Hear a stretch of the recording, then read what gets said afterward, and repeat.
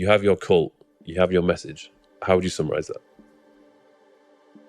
Like, what are the main things? Obviously, no porn, no fapping, or a little bit of fapping, once a week, fat. So what I say, how I summarize it is, I teach these two concepts. I say drastically decrease instant gratification, and those are the feel-good, pleasurable things that we want to do right now, but they usually make our life worse in the long run. People don't usually want to accept that bit, so everyone's got a vice that they think is absolutely fine. But for a lot of young guys, it's porn, it's video games, it's drugs, it's scrolling on TikTok and Instagram and everything. It feels kind of pleasurable right now. It feels easy, but it does make your life ruin. Like even video games, that's the one I get the most hit back for. Even video games, every single time you play, your life does get a little bit worse every single time, because if you went the extreme route, then your life is destroyed if you become a full-on video game addict.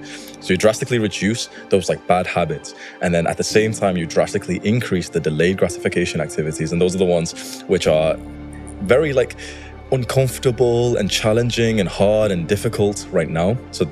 But they make your life work better in the long term. So that's exercise, eating clean, meditating, having a good sleep schedule, studying, working hard, working on a business. So it's kind of common sense. Obviously, it's don't do the bad things and do the good.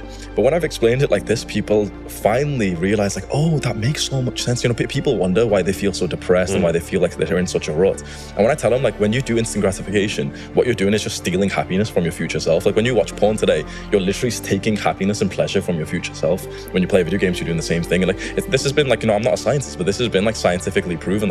You do ruin your brain when you do these things. And the issue with this is eventually you become your future self. A lot of young guys don't understand this concept. As you have gotten a bit older, you know that the things you've worked hard for, eventually it's you become that future version of yourself looking back, and you're thank you, younger me, for doing that for me. I didn't build this body, you didn't build yours. It was our younger selves who did it. So that gives us a sense of self-love, because we did something for us today, even though we didn't get the rewards of it previously. And if you flip that around, the amount of guys and girls who are just stealing happiness from tomorrow and again and again and again and again. And then they become their future self and they hate themselves.